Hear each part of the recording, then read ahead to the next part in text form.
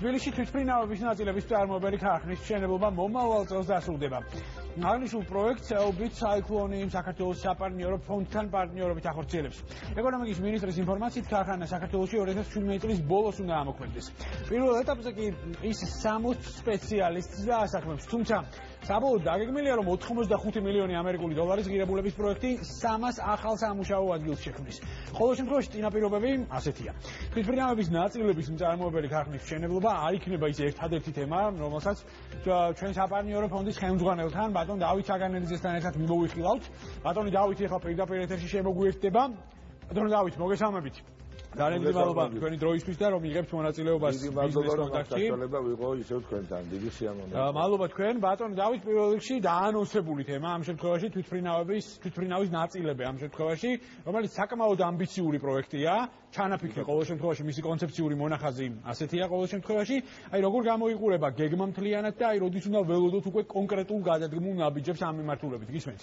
ბატონო სანდრო, თქვენ ბრძანებთ თვითმფრინავები, მაგრამ მოდი თუ შეიძლება დავაზუსტეთ, იმიტომ რომ თვითმფრინავის არის და თვითმფრინავის, ხო?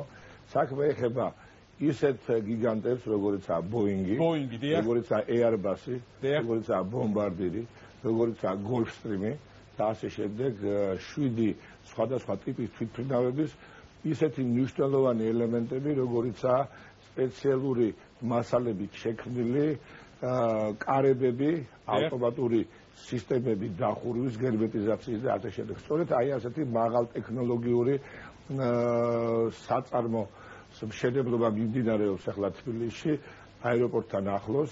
ესაა ისრაელის ერთ-ერთი კომპანია, რომლის ინიციატივითაც ჩვენ დავიწყეთ ეს პროექტი. მინდა გითხრათ, რომ ძალიან სწრაფად, ალბათ წელიწად ნახევარში დაახლოებით ქარხანა იქნება ამოქმედებული. თქვენ ბრძანეთ სწორედ რაოდენობა, რადგან ვიცე-პრემიერი საუბრობდა ადრე, რომ დასაქმების მხრივ რა მოცულობა იქნება, მაგრამ ყველაზე მნიშვნელოვანია, რომ შეიქმნება ძალიან სერიოზული საექსპორტო პოტენციალი და რაც თავარია, ასეთ უზარმაზარ სფეროში საქართველოს თავის მნიშვნელოვან წილს კი ბატონო, ბატონო დავით, არის თუ არა იქნება საშუალება დამატებით ალბათ კიდევ და კიდევ ამ მიმართულებით, ამ ტექნოლოგიებით სხვა სეგმენტებშიც შევიდა. რა თქმა უნდა, ძალიან კარგი და მისასალმებელი არის თუ არა წინასწარ მოხაზული ამ შემთხვევაში საექსპორტო ბაზრები, ანუ ვთქვათ რომელ ქვეყნებში გავა საქართველოში დამზადებული პროდუქცია, კონკრეტულად აი ამ მიმართულებით. თავისთავად ცხადია, როცა პრეტენზია გაქვს, რომ ამ კომპანიებთან იმუშაო და ეს ნაწილები დააბზადო, უკვე კონტრაქტები უნდა გქონდეთ და ეს კონტრაქტები უკვე ბზად, მიწოდებები 2018 წლიდან თუ რომელ აი ამ ავიაგიგანტს რა რაოდენობით რომელი დეტალი უნდა იყოს მიწოდებული. ამის კონტრაქტი უკვე არსებობს, ამიტომ ჩვენ გვინდა არ გვინდა 24 საათი რომ მოგვიწიოს მუშაობა ამ ვადებში უნდა ჩავეტიოთ, იმიტომ რომ 2018 წლიდან ჩვენ გვაქვს კონტრაქტები, რომელიც უნდა დავუკმაყოფილოთ ამ კომპანიას. ძალიან კარგი. ვინაიდან ბატონო დავით დრო როგორც წესი საკმარისი არ არის, მე ვეცდები რომ ყველა მნიშვნელოვანი საკითხი მიმოვიხილოთ თქვენთან. საკმაოდ საინტერესო პროექტები ხორციელდება და ასევე დაანონსებულია საპარტნიორო ფონდის ხოლგის ქვეშ. ნუ დაწყებული მაგალითად ჰოსპიტალური მედიცინის განვითარების კუთხით, ასევე სასტუმროების ინდუსტრიის განვითარების კუთხით. აი კონკრეტულად თუ შეგიძლიათ უკვე ამ ეტაპისთვის გამოყოთ რამდენიმე საინვესტიციო პროექტი, რომელიც უკვე დაიძრა და ახლო მომავალში კონკრეტულ ინვესტიციებს, კონკრეტულ დასაქმებულ ჩვენ თანამოქალაქეებს და ასე შემდეგ ქვეყნისთვის მეტ ბენეფიტს უნდა ველოდოთ ახლო მომავალში.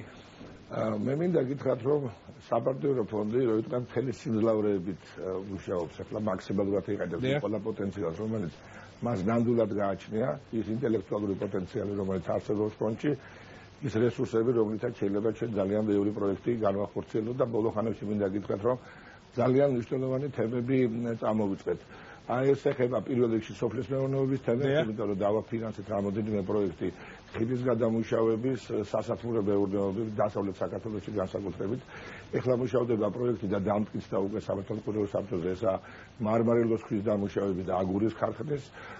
თქვენ ბრძანეთ უკვე სამედიცინო სექტორში, რომელსაც ძალიან დიდი გამოხმაურება აქვს, ძალიან ბევრი ოპონენტი ბატონო დავით, აქვე ვისაგებთ შემთხვევით და Humanity Georgia-სთან დაკავშირებით მოიხსნა ის ბუნდოვანებები, რაც არა, მე უბრალოდ ერთ გეტყვი, რომ ალბათ Humanity Georgia-სთან დაკავშირებით კითხვები ყოველთვის ექნებათ იმ უწმუნო ადამიანებს და იმ ოპოზიციას, რომელსაც ნამდვილად შეიძლება არ მოსწონს ის შედეგი და ის ფაქტი, რაც რეალობა. ყველა აღიარებს და ამას ვერასდროს გაურბიან, რომ 10-15 წლის განმავლობაში გამეფებული ის სიძვირე ფარმაცევტიკის ბაზარზე რაც არსებობდა, აი ბოლო თვე 2 თვის განმავლობაში სწორედ ამ კომპანიის შემოსვლით და ჩვენი მონაწილეობა 30% ჩემთვის და ეს ხო რეალობა. მოდი რამდენიც არ უნდა თქვა რომ კითხვები ჩნდება, არის კითხვები იმისი თუ ვინ არის ეს კომპანია, ვინ შემოდის, არის კითხვები იმასთან დაკავშირებით ხარისხი თუ ყველა ეს კითხვები არის პასუხგაცემული. ვისაც უნდა რომ გაიგოს პასუხი ხო იქნება და ფაქტი ვიცით რომ გაიაფებულია წამლები და ეგ ანუ ეს რამდენად იქონიებს ხანგრძლივ პერსპექტივაში იგივე ფასტარმოყვის თვალსაზრისით გავლენას. ძალიან კაი კითხვაა, იმიტომ რომ გიპასუხებ. სხვათა შორის მედიკამენტების იმპორტი რითიც დავიწყეთ, ეს იყო მხოლოდ დამატებითი ფაზა იმ პროექტის, რომელიც ითვალისწინებდა საქართველოში ფარმაცევტული ქარხნის მშენებლობას, რომელიც უახლოეს ხანებში დაიწყება, ამაზე საბოლოო დოკუმენტი ჯერ შემდგარი არ არის. და ჩვენ ვფიქრობთ, რომ ასევე 2018 წლისთვის ქარხანა დაიწყებს მუშაობას და გამოუშვებს 900-მდე სხვადასხვა დასახელების პრეპარატს და ძირითადი ეფექტი მაშინ იქნება ფარმაცევტიკულ ბაზარზე ფასების გაიაფებას თუ მრავალი სახის პროდუქციის წარმოებას. მანამდე ჩვენ რომ ეს წელიწად ნახევარი თუ 2 წელიც მოგვეგო, იმიტომ გაჩნდა ეტაპი მანამდე ამ კომპანიისაგან საქართველოში იაფი პრეპარატების შემოტანის და სწორედ ამან მოგვცა ის ეფექტი, რომ უკვე 30%-ით ბაზარზე წავლები გაიაფთა. ამიტომ ხანგრძლივობა რა ხან მკითხეთ, ამ ხანგრძლივობას და გრძელ პერიოდში ამ პროექტის გაგრძელება სწორედ ქარხანა უზრუნველყოფს, რომელიც ალბათ დაახლოებით 2 წელიწადში იქნება უკვე მწყობს. ბატონო დავით, სხვადასხვა მნიშვნელოვანი საინვესტიციო პროექტები ასევე მინდა მიმოვიხილოთ თქვენთან. მე ვიცი რომ მიემგზავრებით აზიის განვითარების საერთაშორისო ფორუმში მონაწილეობის მისაღებად, ასევე მე რამდენადაც ვიცი და ხშირად ვეცნობით ხოლმე, როგორც წესი სიახლეებს, თქვენ ძალიან ხშირად გაქვთ ხოლმე შეხვედრა ჩინელ ინვესტორებთან, რომლებიც კონკრეტული მიმართულებებით არიან დაინტერესებულნი ჩვენს ქვეყანაში. შესაბამისად, მე აქვე მაინტერესებს გარკვეული პარალელები გავავლო ქვეყნის ეკონომიკური გუნდის მუშაობასთან და აი დღეს მაგალითად ის ენა, რითიც ესაუბრება ქვეყნის ეკონომიკური გუნდი. ეკონომიკის სამინისტრო და ეკონომიკური პროფილის ასე ვთქვათ მინისტრები ინვესტორებს. დღეს ამ შემთხვევაში მოდის თანხმედრაში საპარტნიორო ფონდის პოლიტიკასთან, ანუ ეს არის სრულიად ჰარმონიზირებული, ანუ სწორხაზოვანია დღესდღეობით პოლიტიკა, რომელსაც საქართველოს ეკონომიკური მიმართულებით განსაზღვრავს ინვესტორებთან ურთიერთობის თვალსაზრისით. ძალიან მნიშვნელოვანი და კაი კითხვა დასვით ახლა, იმიტომ რომ ამის გარეშე ძალიან რთული იქნებოდა და მე მინდა ვთქვა, რომ ძალიან კარგი, ძალიან მნიშვნელოვანი და ისეთი სერიოზული თანამშრომლობა არსებობს ეკონომიკურ გუნდთან. დღეს მაგალითად არის ეკონომიკური საბჭო, საბჭოზე რომლის წევრები გახლავარ და სტრატეგია ეკონომიკურ საბჭოზე ისახება.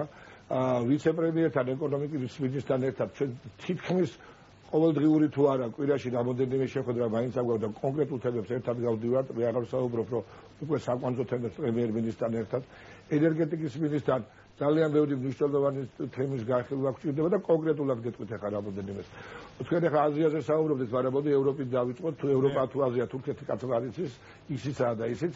2 კვირის წინ ჩვენ ვიცე-პრემიერთან ბატონ დიმიტრი ხუნშიშვილთან ერთად და ეკონომიკის სამინისტროს ჯგუფთან ერთად გქონდათ საკმაოდ საინტერესო სამდღიანი ვიზიტი თურქეთში, გქონდა შეხვედრა ეკონომიკის მინისტრთან, შემდეგ გქონდა შეხვედრა ტექსტილის მიმართულებით 15 კომპანიასთან, ხოლო უკვე მესამე დღე ჩვენ დილიდან გვიანობამდე დაუთმეთ ტურისტულ კომპანიებს. ეს ძალიან კარგია ბატონ დავით. ერთობლივად და სწორედ ეკონომიკის სამინისტროს ხედვები და ის პოტენციალი რაც საპარტნიორო ფონდს ერთად აქვს, ეს ერთობლივად იყო. კი ბატონ დავით, ზუსტად 3 წუთი დაგვჭირდა. აქვე მინდა გითხრათ, რომ ამისი გაგრძელება იყო ჩემი ვიზიტი უკვე რუბინეთში, ბუხარესტში, სადაც შევხვდი მე ძალიან საინტერესო ფონდს, რომელსაც ყოფილი ვიცე-პრემიერი, რომელიც 3 თვის წინ თვითონ გადადგა, ის ხელმძღვანელობდა და ის ეკონომიკური ჯგუფი, რომელიც რუბინეთში იყო, ამ ფონდის ხელმძღვანელობას და ჩვენ მათთან ერთად ძალიან ბევრი სტრატეგიული ამოცანა დავისახეთ შავი ზღვის რეგიონში. ეს ნამდვილად მისასალმებელია. ერთ-ერთი კონტრაქტი, რომელიც თითქმის თქვა ჩავთვალოთ, რომ გაფორმებულია, იმიტომ რომ უკვე დავათვალიერებ დეტალებზე შევთანხმდით, ესა საქართველოში ძალიან დიდი ხილის შესანახი სამაცივრე ქარხანა დავარქვათ თუ საბაზა, რომელიც დაახლოებით 20 ჰექტარზე გაშენდება და შესაბამისად ის მოსახლეობისაგან მიიღებს ხილს, შეინახავს გარკვეული პერიოდი. ძალიან კარგი ამ საკითხამდე რომ ვიხოდით ბატონო და აი ზუსტად ამას ეხება ჩემი შემდეგი კითხვა. აი რეალურად თქვენი აზრით ახლა ძალიან დიდი ხნის განმავლობაში მიმდინარეობდა საუბარი იგივე საპარტნიორო ფონდის ბაზაზე ექსპორტის ხელშეწყობის სააგენტოს ფორმირებასთან დაკავშირებით და აი მთლიანობაში თქვენი აზრი მაინტერესებს როგორც ყოფილი ბიზნესმენის. ნუ ცხადია ყოფილი მოდი სანამ აქ დამოკიდებულება დღესდღეობით რა პრობლემატიკას აწყდებიან კონკრეტულად იმ გზაზე, რასაც ქვია ექსპორტზე ორიენტირებული პროდუქციის შექმნა და მათი შემდგომში ექსპორტზე გატანა. ანუ რეალურად ეს არის ფინანსური კომპონენტის ნაკლებობა, ეს არის განათლების ნაკლებობა, თუ აი რა პრობლემატიკას ვაწყდებით დღესდღეობით, რომ ამ შემთხვევაში გავაკეთოთ ექსპორტზე ორიენტირებული პროდუქციის ფორმირება. სანდრო, ბოდიში, მე პირდაპირ კითხვას არ უპასუხებ და ვიტყვი და მე გავაგრძელებ მაგას, არ დავაუწყებ არც ერთხელი ფრაზა. აზიის ფორუმები ვზადეთ 16-ში მე მიწევს ჩასვლა ჰონკონგში, სადაც 17-18-ში არის ჰონკონგში ძალიან დიდი ფორუმი და მინდა გითხრათ ჩვენ დასასახელოთ, რომ 18 რიცხვი სპეციალურად ერთი დღე მიძღვნილია საქართველოსთვის და საქართველოს შესახებ მე და ჩემი გუნდის წარმომადგენლებს აქ იქნება საინვესტიციო დეპარტამენტის ხელმძღვანელი და ფინანსური დეპარტამენტის ხელმძღვანელი ჩემთან ერთად გვექნება საშუალება ჰონკონგში უზარმაზარ აუდიტორიას მოვუყვეთ საქართველოში საინვესტიციო გარემოს შესახებ თუ რა პროექტები ხორციელდება, როგორია ჩვენი ქვეყნის რეიტინგები, როგორია საგადასახადო სისტემა და ასე შემდეგ, იქნება მრგვალი ვაგი და მსჯელობა ამ დეტალების შემდგომ.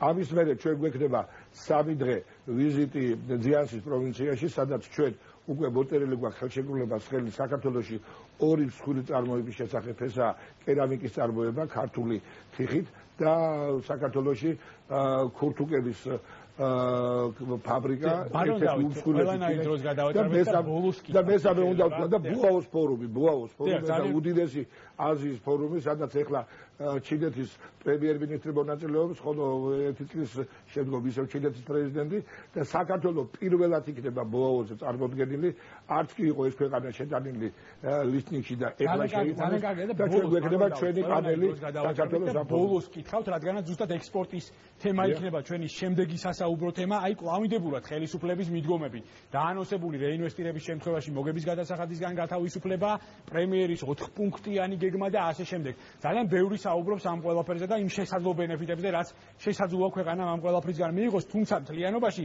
ძალიან ბევრი ანალიტიკოსი საუბრობს იმაზე, რომ ძირითადი წნეხი იაფიკ, ეგრეთ წოდებული იაფიკ კაპიტალის მოპოვების თვალსაზრისით გადის კომერციულ ბანკებზე და კომერციული ბანკები, რისკ ჯგუფები, რომლებიც კომერციულ ბანკებში ფუნქციონირებენ, ნაკლებად აკრედიტებენ როგორც წესი სტარტაპებს. თქვენი აზრით, ქვეყანაში არის თუ არა დღესდღეობით უმთავრესი პრობლემა ის, რომ არ არსებობს ქვეყანაში ალტერნატიული ფინანსური რესურსი. მე შეგნებულად არ გეკითხებით საქართველოს განვითარების კონცეფციაზე, იმიტომ რომ ვიცი, რომ აქტიური მუშაობა მიმდინარეობს ამ თემასთან დაკავშირებით და იმედი გვაქვს, რომ ამ ყველაფერს ბიზნეს კონტაქტში მომავალში აუცილებლად მიმოვიხილავთ, თუმცა აი თქვენი აზრი მაინტერესებს კონკრეტულად ალტერნატიული ფინანსური რესურსის არ ქონა ქვეყანაში, ეს არის თუ არა პრობლემა.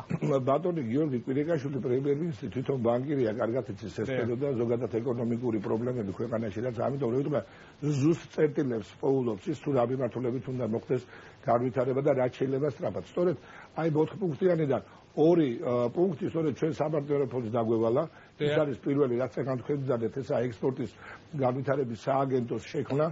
თითქმის ყველაფერი დამთავრებული ერთადერთი ჩვენ გარკვეულ რეფორმას და მეორე რეფორმების დროს ჩაჯდება და მეორე ეს სწორედ სტარტაპების დაფინანსება.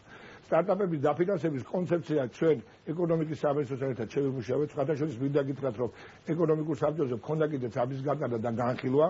მოწოდებული იქნა მთლიანად კონცეფცია, გარკვეული დეტალიზაცია შიგნით ჩასასწორებელი.